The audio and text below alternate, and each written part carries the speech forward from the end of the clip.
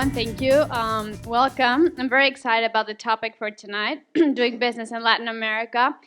I'm Mexican, worked for 4 years in Latin America. I find fascinating what's happening in the region where I come from. I'm sure many of you guys come from a country in Latin America or have strong ties or have done business in some sense. And it's just a fascinating, surreal region for me, full of opportunities, full of challenges.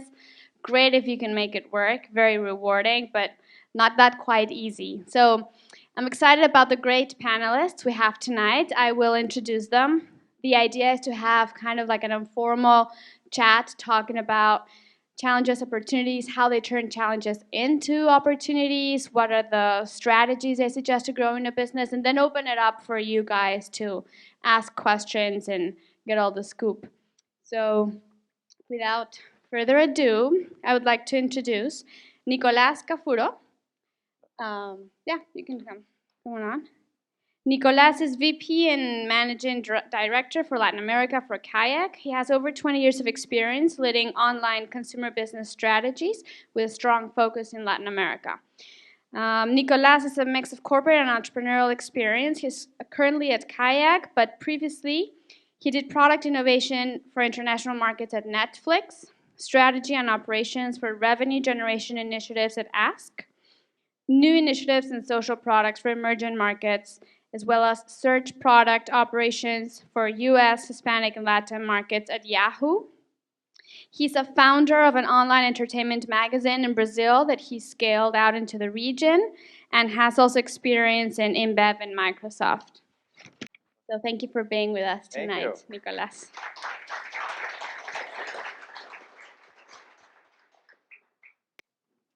Wilmer Sarmiento, founder and VP for payment systems at Open English and part of the larger Open Education organization. Wilmer first teamed up with Andrés Moreno while the two of them were engineering students at the Universidad Simón Bolívar in Caracas, Venezuela. As a founding VP of technology, Wilmer became the chief architect for the early online learning platform and was heading the infrastructure research and framework validation, which is his specialty. From there, he moved on to leading the payment systems division.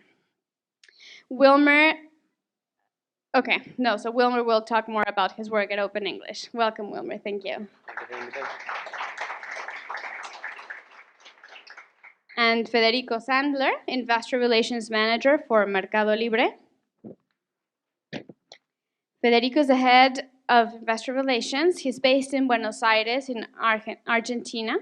He has been there for 2 years, and prior to joining the company, he worked in private equity as a senior analyst at Power Infrastructure, focused on M&A and acquisition debt financing in oil services, utilities, and renewables in Argentina. Prior to that, he served as an associate director at Fitch Ratings in Buenos Aires, responsible for performing credit ratings of public utilities, integrated oil and gas corporates, as well as infrastructure and project finance transactions in Argentina and Uruguay. Welcome and thank you, Federico. Welcome.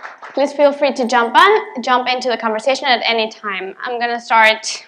Wilmer, can you give us a brief overview of what's Open English footprint in Latin America, and what are the largest opportunities for you that you see with doing business in Latin America? Sure. So actually, let me take a step back.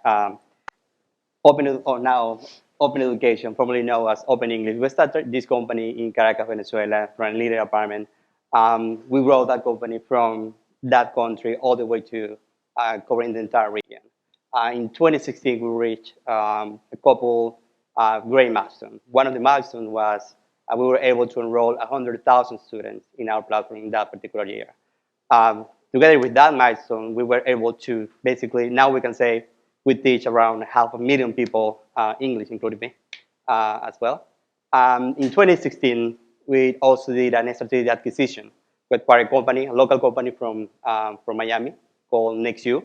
That was our way to jump from just learning English to now you can learn multiple skills. You can learn web development, you can learn mobile development, digital marketing, and we keep adding new schools every couple months in the portfolio. Now, we know a few things about how to grow business in Latin America.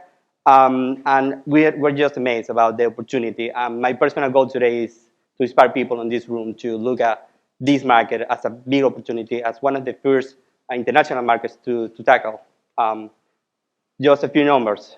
In the US, we have like 280 million internet users. In Latin America as a region, you have 380 million people with access to internet. So that gives you a sense. The income level is absolutely different, but that gives you a sense of the opportunity, at least from an internet penetration point of view. What else? Latin America is an emerging market. It's one of the few places where you can see growth, over 20% growth. What else? At the same time, this growth is actually coming from the basis, meaning middle class is getting more power.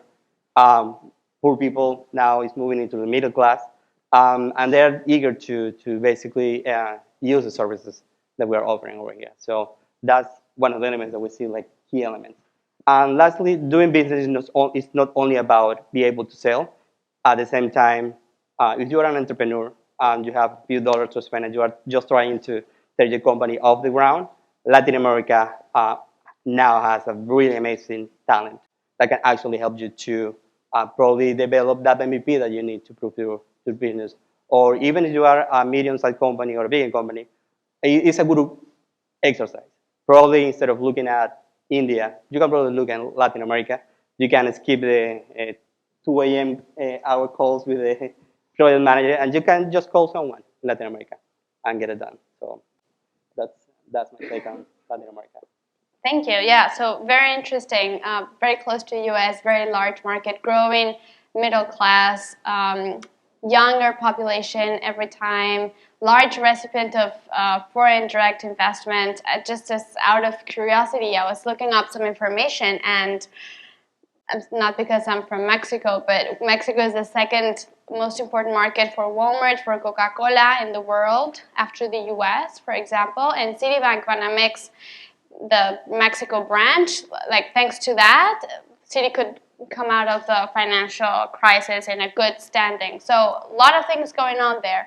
Fede, can you tell us about Mercado Libre, the work around Latin America, and what are the opportunities that get you excited? Sure. So I don't know how familiar you are with Mercado Libre, so I'm just going to give you a brief overview. Yep. I think that one of the biggest points of our investment thesis is really the growth opportunity that you have in payments and commerce being migrated from offline to online. We are the market leader in more than 18 markets, and the only public company that can provide investors exposure to the secular trends in payments and commerce.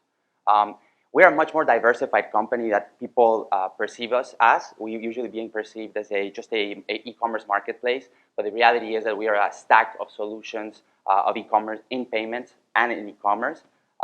So it's really important for us to really convey that message. Over a quarter of our revenues is already coming from a growing fintech business, which is Mercado Pago. So it's a very fast-growing business, and I think that with the opportunities being in Latin America, when you look at penetration of e-commerce over retail, the country that has the biggest penetration is Brazil. Any other country except Brazil is sub 3%. When you look at countries like China or even the U.S., penetration is in the call it 11% for the U.S., 20% for China. So there's ample room to continue to grow. When you look at purchase frequency, for example, in Mercado Libre, there's about 6 items purchased per unit per user per year. When you look at the US, that's 14, and when you look at Asia, that's about 50. So there's a lot to be said on the efficiency of retail and the growth of e-commerce. The more inefficient e-commerce and banking is, the more possibility for companies like Alibaba to grow their AliExpress business, the Alipay business, and just the whole marketplace business. So another interesting fact is that only 2% of disposable income of Latin Americans gets spent online. When you look at India, that's 5%, and China is 16%. So extremely ample room to grow. And like Wilmer said, when you look at the addressable market and how we frame the opportunity, it's really important for us to look at, we have 380 million people, like Wilmer said. We only have 30 million active users. So there's ample room to grow that to 100 million or 200 million within the next 5 years, added to the fact that you're going to see incremental improvement in broadband penetration and a lot more people migrating from feature phones to smartphones. So the room for growth in Latin America is really, really high. And like I said, just to give you some figures of Mercado Libre, we generated about $800 million in revenues for 2016. We sold $8 billion of gross merchandise volume, which is basically the value of everything that we saw in Mercado Libre. We processed over $8 billion in payment volume. About 350,000 families live exclusively from Mercado Libre. We have about 4,000 searches and 9 purchases per second, and we grew units, which excludes the effects of inflation or foreign exchange, at 42% this last year alone, and it was 180 million units. So we are extremely bullish in the region by the factors that I just mentioned, and really, when you ask our founder, about the opportunities, we feel that not only we have a company that's with much more professional management and access to capital, but really we are extremely well positioned to capture all these secular trends that are going in the region. And really, for us, it's really playing, and I think for them it's playing as well, is that even with the macro headwinds, the secular tailwinds of e-commerce are so strong that it's really insulating us from not growing, right? So that's extremely ample room to grow, and we're very bullish. So, Nicolas, you've had the corporate experience, the entrepreneur experience, advising other companies to grow in Latin America. Can you tell us more about these experiences and the opportunities that you saw from these different lenses? Sure. So, unlike my founder friends, I didn't found Kayak, unfortunately. I'll be much better now. But I've been lucky enough to be an entrepreneur before and live the ups and downs as an entrepreneur. I actually found my company in Brazil in 1996. Okay, that show my age now. An internet company in 1996. I remember back in that time, I would spend more time explaining what was the internet than what was my business. Eventually, that business became something big enough that I dropped my official job and stopped working 2 jobs at the same time and dedicated to the business. And eventually, we exit the business, which is something very hard for whoever is in this trying to succeed as entrepreneur, especially in Latin America. When I came here to US, did my master's degree, and then I really wanted to work and help American companies to succeed in Latin America. So I've been lucky enough to be in different companies, Yahoo, Ask, IC. But it was at Netflix where I was brought in as a specialist to help them figure it out, Latin America. They quickly realized that this is a different animal than the rest of the world. And for those who are from Latin America, you guys know what I'm talking about. I'm originally from Brazil, so I can talk really bad about Brazil because it's, I'm allowed to. And it is messy. It is complicated. It is, there are economic crises every other month, political instability, crazy exchange rates. But what the American corporations, they don't see it is once you figure it out how to deal with those uncertainties, it's a beautiful market, as my friends here are telling.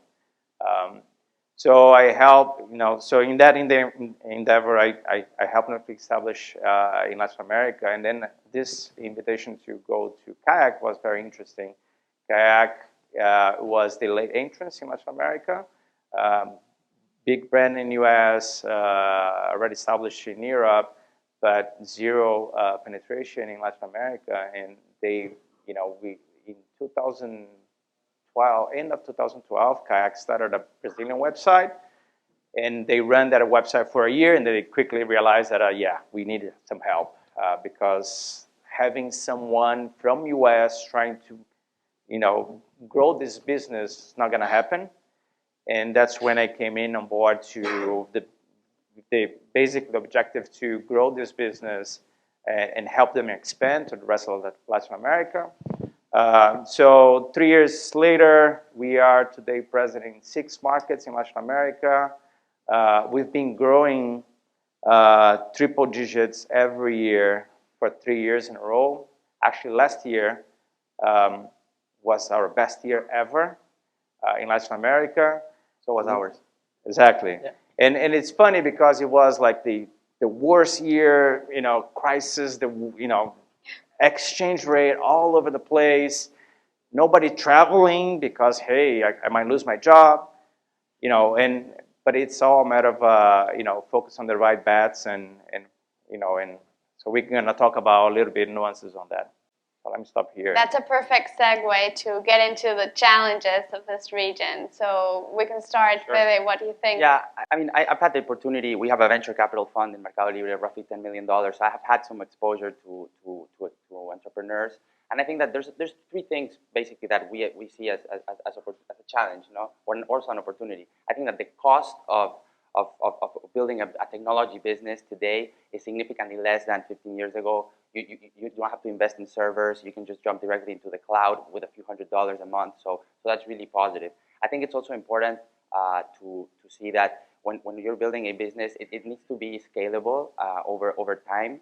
Simply because sometimes what we see from entrepreneurs is that they're extremely smart, they execute well, but the idea that they have might not be scalable enough to attract, professional investors. So always thinking, longer term, how can I scale this? I think that when Open English is a good example, we are a good example as well, Despegar Globant, because basically we are based in Argentina. The development of all the product is based in Argentina, but our largest market is Brazil. So we've been able to scale and dilute the costs of developing the platform across many countries.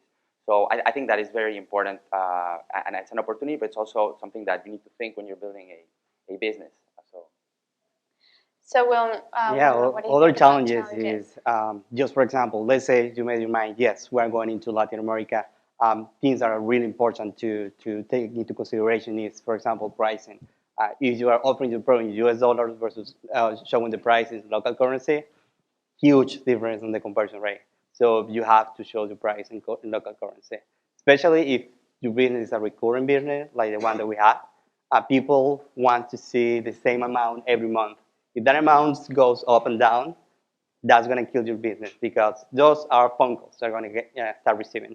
Second element to keep in mind is Mercado Pago. They know a few things about that is payment methods.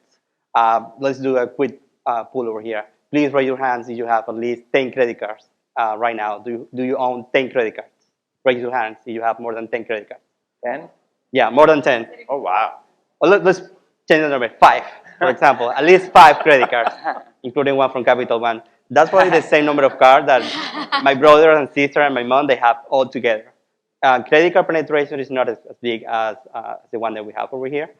So you have to be able to offer alternative payment methods. So people still, they don't have credit card. They need to go into a place to pay in cash, and it's big. In the case of Brazil, they have boleto bancario. It's accountable for some business like 20% of the volume. Wow. So it's really, really, really important to be able to take local payment methods. As soon as you start taking local currencies and local payment methods, your accounting team is going to hate you because reporting becomes a nightmare. You need to consolidate everything into US dollars. The good news, that's there's plenty of tools out there that are actually handling that particular portion of the business. Also, how to report projections. Right. I think it's true. I think one of the biggest challenges when I speak to investors is trying to let them, the way we manage the business is in local currency, and we report in US dollars, but sometimes because of FX fluctuations, your growth might seem very tepid in US dollars, but your business is firing on all cylinders. So many investors ask me, listen, your GMV is growing in the single digits. Can you explain what GMV Sorry, is? yes, I think I said it. So it's everything that we sell in the platform. We generate a commission on that, which is our revenues. Gross merchandise volume is the value of everything that gets sold on Mercado Libre, excluding aircraft and cars, which is in the classifieds business. But it is a challenge. It's a challenge, and that's why I try to explain to investors that it's important to understand the growth in the local currency because that's where you can measure the real how the business is performing. If the dollar appreciates versus emerging market currencies, then you might do really well, and then if the currency fluctuates down, your reported numbers might be not that good. So, yeah. And also, you mentioned something really important as well. It was about just taking the website. Let's just translate our website, and that's it. That's not how it works because there is some cultural differences between what we do here and Latin America, and Brazil is a different animal. just on his own as well. We are a different animal. Yeah, Brazilians. Well, Brazil has its own way, culturally, business-wise. It's very unique. I mean, I take it for granted because I'm Brazilian, but every time I talk about it with my colleagues here in the US, I say, why is that? Well, that's the way it is. So, for instance, actually, the first thing I did to, one kayak, my first initiative was, well, if you want to succeed in Brazil, we need to be able to charge our clients in reais. Sounds okay, sounds normal, but in order for you to do that, you need to have a local entity. And I know that some of you were, we had some previous discussions here. So you need to have a local entity so that then you can charge in reais. Otherwise, what's going to happen is that client that you have, to pay you in dollars, they need to incur 40% tax on top of that amount just to submit that payment to you abroad. And guess what? Nobody wants to pay 40% more. So that can kill your business right there. So if you're trying to sell something for a business in Brazil, if you don't have a local entity, your product is going to be 40% more expensive. So think about that. I would say there are different ways to handle that particular problem. In our case, our approach is to avoid as many local entities as we can. So in the case of Brazil, there are local partners. You can work with local payment processors where they're actually... You're referring to credit card, which you're referring to end consumer. I'm referring to a business, which is slightly different. So at Netflix, for instance, when we would deal with the end consumer, we didn't have a local entity at that time. And we did it through there are different ways you can process that payment method abroad. But when I charging like Joe Smokes restaurants or OTA, Decolar, the local Brazilian OTA, for them to pay me that invoice, unless they have an international entity as well, that they can easily transfer that money to us from a different entity. And also depends on the service that you are offering. If Correct. it is digital goods, then in our case, it's more easy. If you're handling like local goods, then it's kind of difficult. And that goes back to understanding there are specific rules and regulations for different categories. So you need to really understand which business you are and what are the rules related to that, and that's the painful part. So the first thing was the entity. My second initiative was I needed to hire a local accountant firm. That sounds silly, but guess what? Accounting in Brazil is completely different than it is in US and whatever other country. It has its own, standards and its own.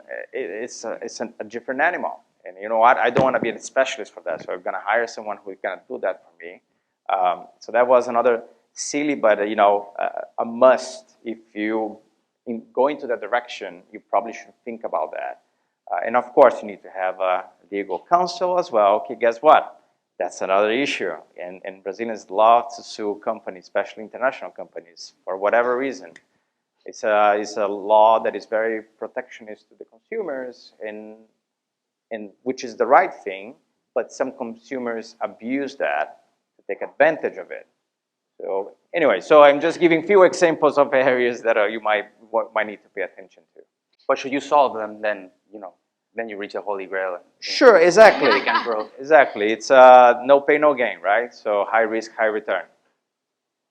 So you were talking, when we talked previously, you guys brought up fragmentation, regulation. I would love to delve a little bit more into this. How do you manage what's happening politically in the different countries, how the regulation is constantly changing, how do you adapt? And if you want to chime into the local versus non-local entities.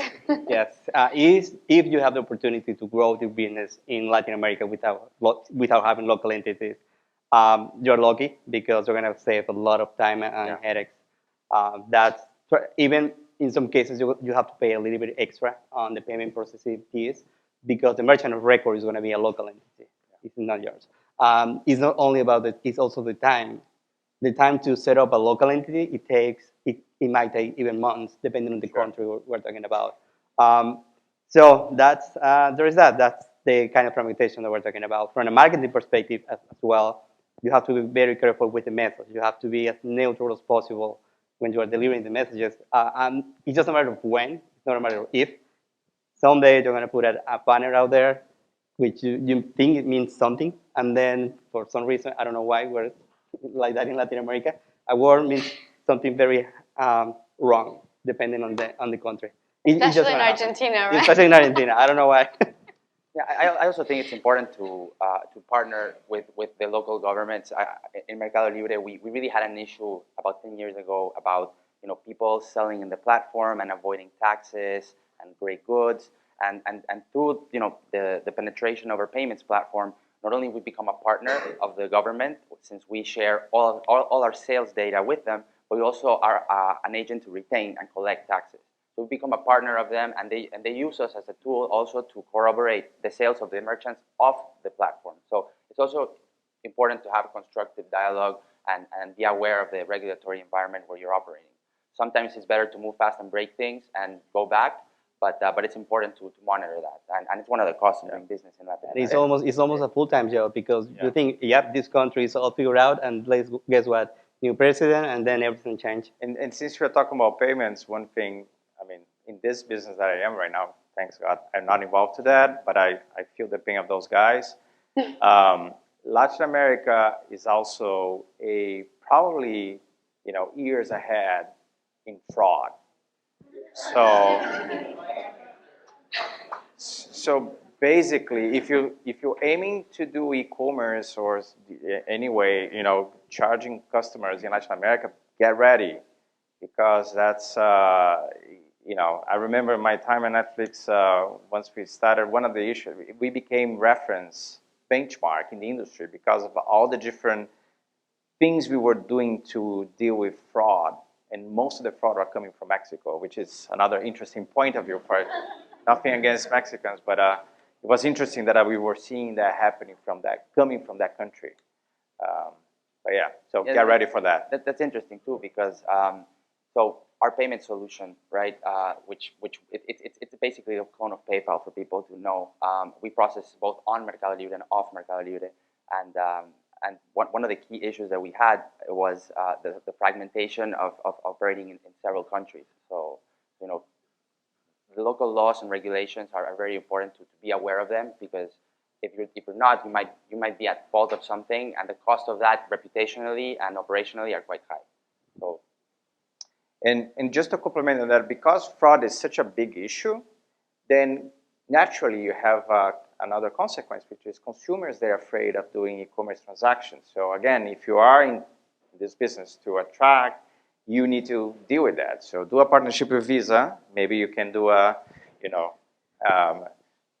eliminate some of those risks. But convincing consumers to put their credit card online is still a big deal in Latin America as well. I would say the good news is 10 years ago, it was way more difficult. Sure. Now, thanks to companies like ours, we are building some trust. So people is now a little bit more willing to give you the credit card in comparison with 10 years ago. Yeah, and the other interesting thing that I blanked is that it's also an opportunity. So because of the high rate of fraud that we had in Latin America, we started developing machine learning, artificial intelligence way back in 2004.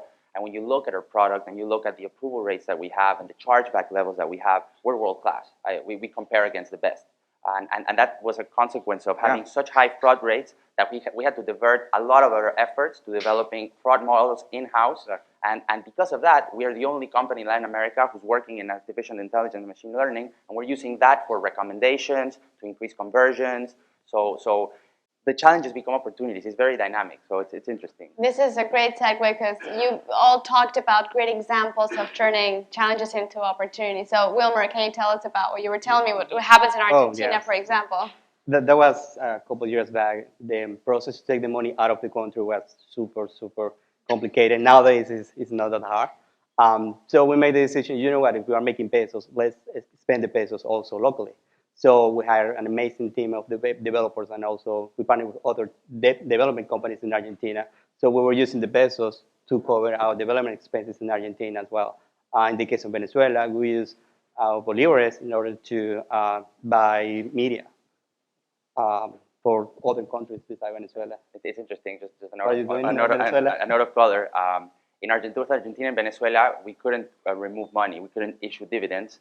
So in Venezuela, particularly, we were sort of a quasi real estate developer because we don't have no way to take the funds out of the country. So we just bought the embassy of Japan last month ago because we have no other way to maintain the value of the bolivar. But if you keep the bolivars, they melt like ice cream in an oven. The inflation is above 50%, and the interest rate is like 20%. It's negative yield. So yeah, I heard diamonds is a good business as well in Argentina. And Rum as well. yeah, diamonds and all. Yeah, it's crazy. That's why we don't have a kayak in Venezuela, unfortunately. Sorry. Eventually. So, what, Nicolas, you mentioned about the lack of sophistication Yeah. in advertising. That's a huge opportunity for you. Can you tell us about it? Exactly. So kayak, we make money selling advertising, right? So that's how we make money. We don't charge consumers, but we help. Basically, we sell advertising to airlines, to online travel agencies, etc. So this business actually here in US and in other markets is very developed, and it's not a big deal. But in Latin America, it's a big deal. That is usually companies that actively do digital marketing in Latin America. They are less sophisticated. They are understaffed, and they do the basics. They do Google. They know Google, and now they know Facebook as well. So those are the two things that they heard about it. But even that, I mean, there are few companies who do it in the right way, knowing how to measure performance, knowing how to calculate ROI and do a whole analysis on acquisition. So this is the audience we need to sell our product. So now how we do that? So one strategy we've been deploying and that has been helping us a lot is basically help teaching them the whole thing from the beginning. And helping them understand how to measure things, even regardless of the kayak purchase, but from the other media they are doing, helping them understand how to, educating them, how to measure things, how to see your return on investment, and then compare kayak against those other options, and you can see that kayak offers much better results, and that's how we've been using that, that difficulty, those lemons, to make a good lemonade. Once you prove that you can make your money be more effective using one of our solutions, then naturally the next step is to shift budget from Google's and Facebook's to our solution, and therefore, those clients become very we retain those clients because now they see a different value on you. So before we open up to questions to the floor, I would like to ask you all one last question. What is your suggested strategy to grow regionally within Latin America? Can I start? Yeah, sure. So for us, it's very clear. I think that we have two levers that are extremely important. One is to penetrate. We already solved the payments piece, and we have the deepest and largest product selection in Latin America. But the logistics piece is critical. So when you look at the ecosystem of Mercado Libre, the reason why it's grown so much is because now it's very easy to buy. You can go to the marketplace, find what you need, pay for it, get installments, and actually track your package and see how much it's going to cost you. The problem is that the delivery times are still very varying by countries. Mexico is world-class, 2 days. Argentina and Brazil are average 4 days, which is terrible, and that affects. So the first lever is basically to move quicker into logistics by centralizing inventory. And then the second piece of this is the whole fintech piece, which we're extremely excited about. And I think that over the next 5 years, when you do the sum of the part analysis of Mercado Libre, Mercado Pago will be more valuable than the rest of the company. So those two pieces for us are critical, and that is what is going to help us to compete with Amazon, which is what keeps us up at night, really. So when we chatted, you mentioned, I think you really have to do an effort to open up simultaneously operations in a lot of different countries, and that's the way that you will be able to be a first mover and have scale and avoid that somebody else moves in another country when they see what you're doing. Can you elaborate a bit more on that? And then, because I know you have a different approach, so just right. to contrast So we already have the scale and the operations, but when you look at transactions, for example, on Mercado Libre, that use our payment solution and our shipping solution, When you look at the customer satisfaction of that person measured by Net Promoter Scores, if they use our ecosystem, they have 25 to 30% better Net Promoter Score. When you look at the average ticket price, it's higher. When you look at purchase frequency, it's higher. So we understand the strategy is there. We need to execute on it, but it's easier said than done, right? We still have to do a lot of the heavy lifting in logistics. But if we get this right, I think that this company is going to go to $30 billion, no problem.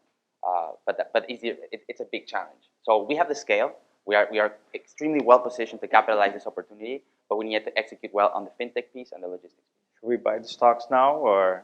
I'm not a fund manager, but I'm super bullish on Mercado Libre. So. Right now, okay. So listen, if you have the money and the resources to do it that way, I think you have to do it if you have the money to do it. If you are this small company that is trying to go into an international market to show a nice story to raise capital, probably you can follow a lean startup approach, meaning you can start small. You don't need a website in 5 different versions of Spanish, one in Mexican, Argentina. No, you can probably start with a landing page just for Latin America, with the exception of Brazil, of course. Thank you. And also, really, really... Show a page in Spanish for Brazilian. That's no bueno. No, not even Portuñol. No, that's not valid. So listen, you can start really small there. You need to go crazy and try 20 currencies? Probably no. Probably you can start with a couple currencies first to see how everything goes. You can start even with countries where you can use US dollars, like Ecuador, like Panama, El Salvador, even Peru. They have solos where they're really open to do transactions in US dollars as well.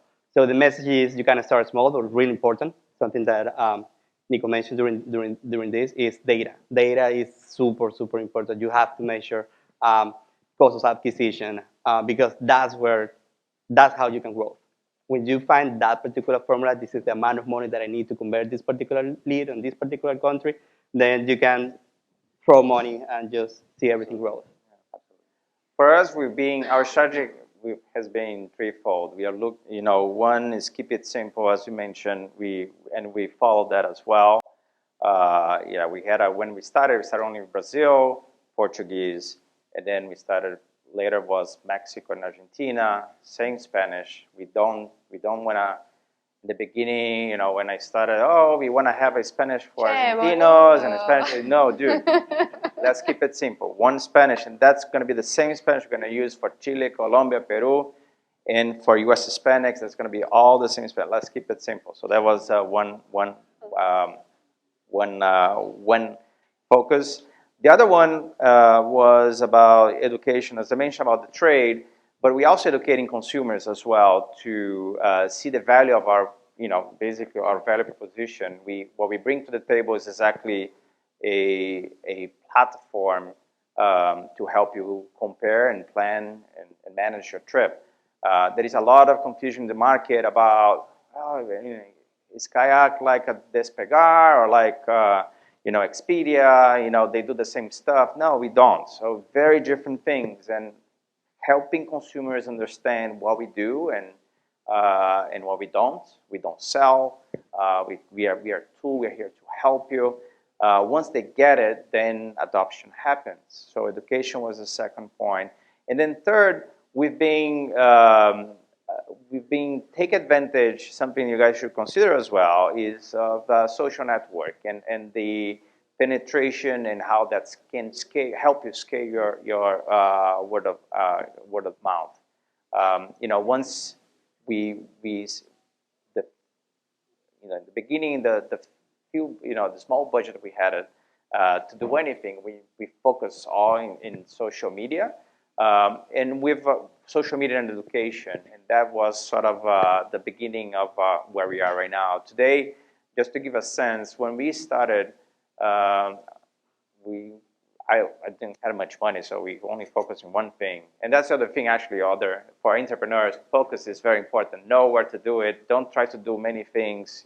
Focus 3-4 things, the most important ones. And the challenge is to choose properly, because you're going to have 20 things to do, but only 2 or 3 that will matter. And knowing what, to choose those 2 or 3 is critical. So we decided to invest in Facebook, creating content that is relevant for consumers, helping educating what we do and what we don't, and leveraging others people's communities, right? So you have the influencers and people who are considered the reference. So why not those people use us? And once they use us, their followers will see that that kayaks are great too. And that's how it started. Today, Brazil is the largest Facebook community for kayak worldwide, and we started this 2 years ago. Can I add one more thing quickly? Sure. I think it's very important to be willing to self-disrupt yourself and cannibalize yourself. Just a quick example, but we historically charge fees to post a product, and we charge fees based on the value of the product. And this is historically from eBay because they told us if you charge an insertion fee, you're going to make sure that your inventory, they're not going to post junk because you have to pay for it, right? But what we realized over time, that was a huge mistake because our search algorithms are good enough to sort the junk from the not junk based on your search. But most importantly, if you remove the insertion fee and you increase the amount of inventory in your platform, the chances of you finding what you need is higher, so the conversion rate improves. And what we saw after this change, and it was 10% of our revenues. That's a lot, that's $80 million. And when we removed the insertion fee, what we saw is the inventory count explode, and the monetization didn't change because the money that consumers were spending on the insertion fee, they were spending it on on advertising to their listing. So we increased the inventory count by 100% or more. We removed the insertion fees, and it really boosted the ecosystem. So you need to be willing to sometimes disrupt yourself internally and go against common thought. Great. So, do you have any questions out there? Hi, thank you.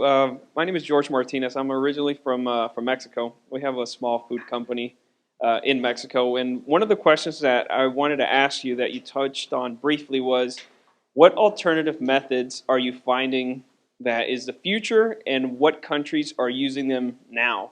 Because the problem that we're having in Mexico is for our products is, matter of fact, we have like 5 products on Mercado Libre, but the problem, like you said, is the credit cards. So they come directly to our factories and they pay cash, and even the people that do have a lot of cash, they're still very wary about using credit cards or applying for a credit card or any type of online payment method. So pretty much what do you see as the future of alternative payment methods, and what is being used right now that is actually working in any of the Latin American countries? There is no silver bullet from a payment method perspective. They are very different, and they are different even by country. So credit cards, the way how I see it is we go by phases. When we go into a new market, we start with international enabled credit cards. Those are credit cards that you can process with a US merchant, for example. The next step is to start accepting local credit cards, because there is credit cards in countries like Tarjeta Naranja in Argentina is a good example. And then phase number 3 is alternative payment methods that are very cash-alike. People that go into a physical location and pay. 7-Eleven. Or, yes, 7-Eleven. OXXO in Mexico. We do Right? OXXO. Benavides in Mexico. In Latin America, it's just different variations of the same concept. In Colombia, it's called Efecti. Baloto. In Brazil, it's Boleto Bancario. In Argentina, it's Rapipago, Pago Fácil. But at the end of the day, that's like that phase. And then the last element, I think, betting on is financing. People without credit card, they can ask for a credit, a microcredit online, in order to buy goods and services. That to me is going to be like the next. Unfortunately, there is no single bullet, man. When Netflix, for instance, when we were trying to figure it out, the whole Mexico problem, credit cards, easy one. Then we expand to debit cards. With directly with Banorte, with Bancomer, doing a direct relationship with those guys, and then it becomes really hard. We try OXXO, we try, the very alternative ones. We were trying mobile payment, but that is no adoption. There is no user base yet. And also the ticket price makes a huge difference, because how likely is to see someone going every month to pay $8? Well, it's a recurrency as well, Yeah. right? So that's the other issue, right? So it's, versus probably $400 every 3 months. So it's you have to look at no silver bullet, pretty much. Yeah. Also from the perspective of the buyer, what we're doing on Mercado Libre is we're starting to issue or sell prepaid debit cards with a MasterCard logo, which is tied to your Mercado Pago account. So and we have a POS as well for a merchant. So a merchant that is unbankerized, for example, if you issue him a POS plus a debit card, from one day to the next, he's able to accept credit card payments, installments. He's able to go to the ATM, withdraw cash, pay online because he's got a prepaid debit card. So we've been working a lot with governments across Latin America, which are very excited because you're including people who are excluded financially, which is like 50% of the population. So I think that that's going to be really important. And the other piece that is interesting that is the wallet, right? The wallet on the phone. So we're seeing a lot of usage for paying utilities, fuel. We just closed a deal with the second largest gas station in Argentina, so people can pay through the phone. And when you start seeing that repeat usage, you start seeing the monthly active users just start to skyrocket. So yeah, there's no silver bullet, but that's another method. We haven't launched in Mexico, but we will be launching soon. Okay. Can I ask you? We had another question. I think you had. So, Oh, go ahead. I wanted. Hold on, I wrote it down so I wouldn't forget, and I did. In Mexico, there's actually a program, and I wanted to know if there was any other programs that you knew about. My uncle, who's my partner, there's a program in Mexico that's called the 3-to-1 program, where foreign investors, the Mexican government will match for every $1 that you invest, $3 in certain industries. Do you know if that's common in all industries? For us, it's the food industry, so they're very much in support of what we do. But do you know of any other programs in other industries or countries? No idea. In our case, we try to stay away as much as we can from local entities. And that sounds to me like you will probably need a local entity in order to take advantage of a service. None that I'm aware in travel. Hello, my name is Jenny Pasanante, and I own a marketing agency that is growing. I started a year ago, and thank God it's going really well. Our core is marketing for expansion to Latin America and from Latin America. So you guys have talked about all of the challenges that my current customers have, so I am going to solve the issues with you guys. So the first one, can you expand a little bit more about the education program that you did? Because we are using similar strategies for some customers doing webinars and going to the banks and training people and doing things like that. But to scale a training and education program is challenging. Yeah. And when you have a customer with a low budget, so you have to really.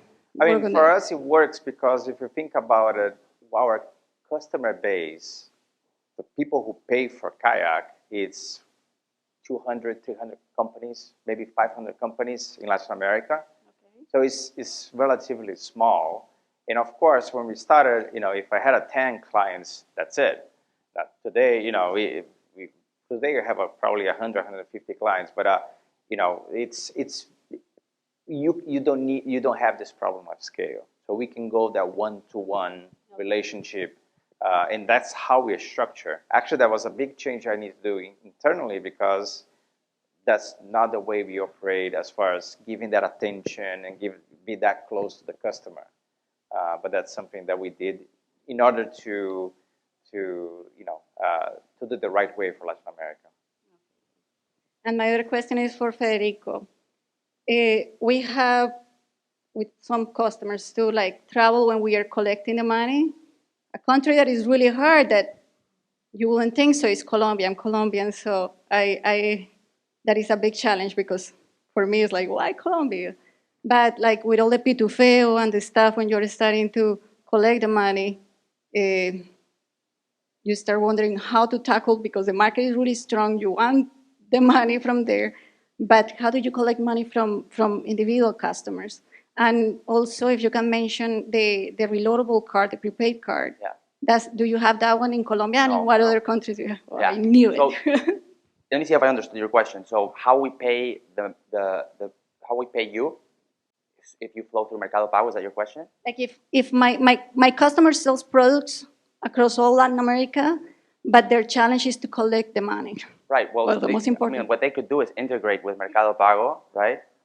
Your customer will use the Mercado Pago, deposit in his account.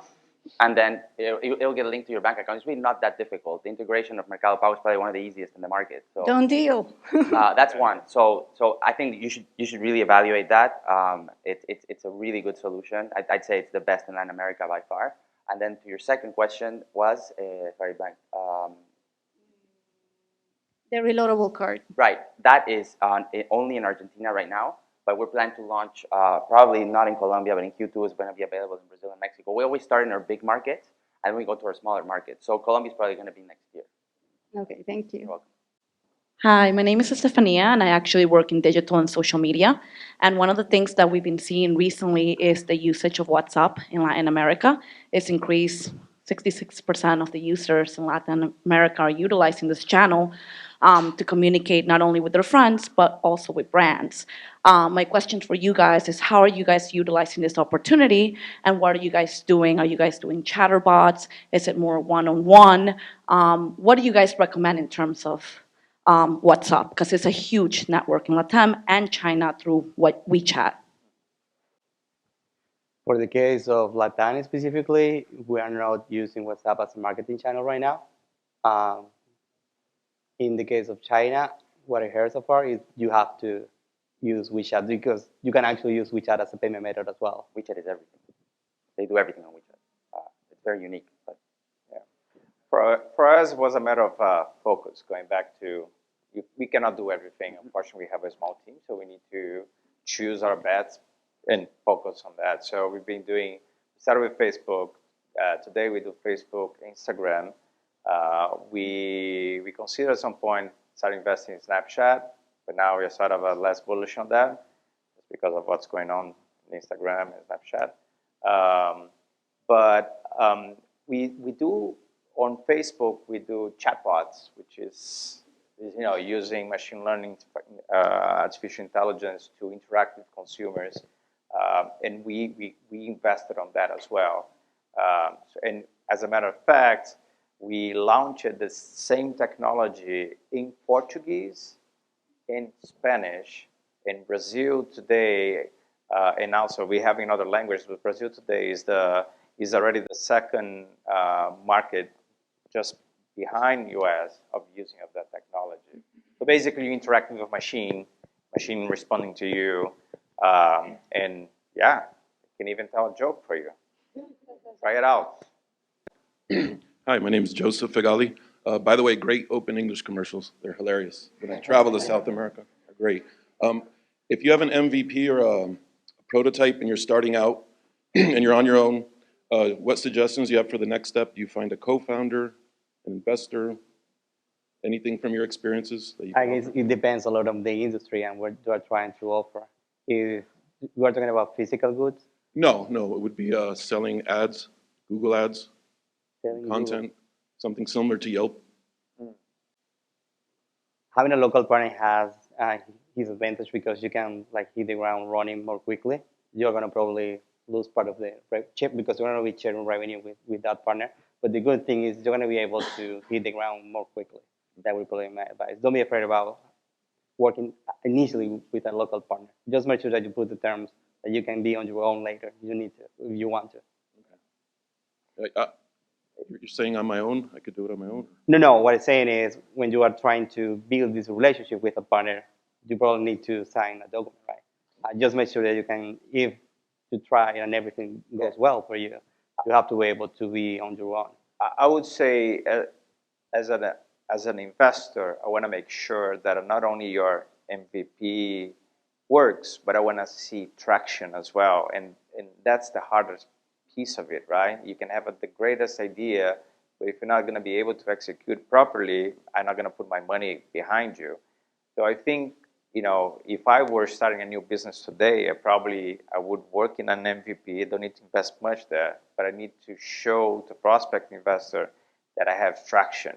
And that means whether I have clients, whether I have, whatever, depending on the business you are, I think that's a key thing for you to attract that attention. You have to probably talk to that lady over there, or Stefania, because you're going to need some help from a marketing perspective to see what is the best way to launch the service. And if you have someone who knows how to market in Latin America, that's huge help.